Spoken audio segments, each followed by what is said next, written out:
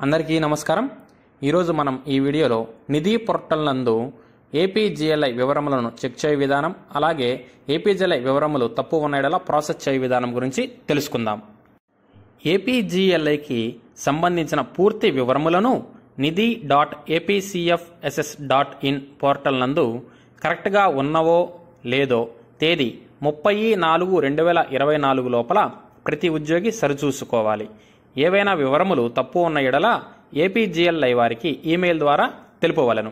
గడువు లోపల ఎటువంటి అభ్యంతరములు తెలుపని యెడల నిధి పోర్టల్ నందు ఉన్న డేటాను ఖచ్చితమైనదిగా భావించబడును అని ఏపీజీఎల్ఐ డైరెక్టర్ వారు ఒక నోటీసు ద్వారా తెలియపరిచినారు।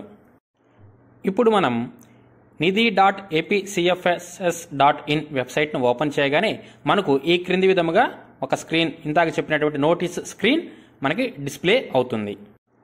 నోటీస్ స్క్రీన్ వద్ద ఉన్న ఓకే బటన్ని మనం క్లిక్ చేస్తే ఈ క్రింది విధముగా స్క్రీన్ ఓపెన్ అవుతుంది।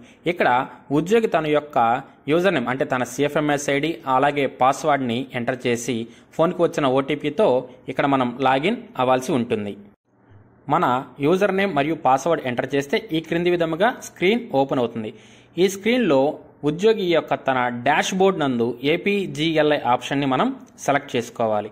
అలా సెలెక్ట్ చేసుకుంటే కింద అదర్స్ నందు ఏపీజీఎల్ఐ పాలసీ డీటెయిల్స్ అనే ఒక టైల్ అనేది మనకి ఎనేబుల్ అవుతుంది।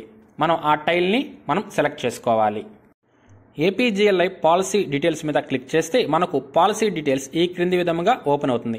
ఇక్కడ మొట్టమొదటిగా ఉద్యోగికి సంబంధించిన పర్సనల్ ఇన్ఫర్మేషన్ అంటే ఉద్యోగి పేరు, తండ్రి పేరు, డేట్ ఆఫ్ బర్త్, అలాగే ఉద్యోగికి ఉన్నటువంటి ఎన్ని బాండ్లు ఉన్నాయి అంటే ఏబిసిడి అట్లా ఎన్ని బాండ్లు ఉన్నాయి, అలాగే ఏమైనా లోన్స్ తీసుకొని ఉన్నారా, అలాగే ఉద్యోగి చందా అంటే ఏపీజీఎల్ఐ సబ్స్క్రిప్షన్ మొదలుపెట్టిన దగ్గర నుంచి ప్రతి ఆర్థిక సంవత్సరంలో ఎంతెంత చెల్లించాడనే వివరములు మనకి ఈ స్క్రీన్లో డిస్ప్లే అవుతాయి అన్నమాట।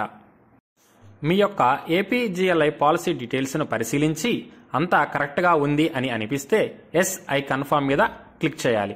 అప్పుడు మనకి ఆధార్ ఎనేబుల్డ్ ఒక్కొక్క స్క్రీన్ వస్తుంది।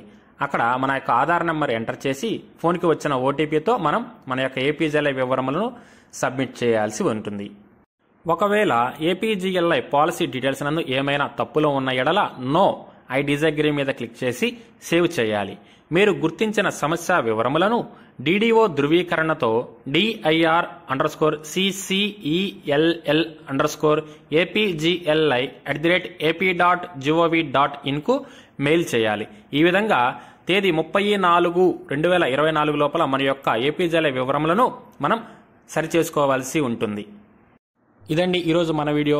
ఇలాంటి మరెన్నో ఎంప్లాయీ సంబంధించిన లేటెస్ట్ అప్డేట్స్ అలాగే ఎంప్లాయీ సర్వీస్ మ్యాటర్స్కి కొరకు మన ఛానల్ని లైక్ చేసి షేర్ చేసి సబ్స్క్రైబ్ చేయండి। Thank you.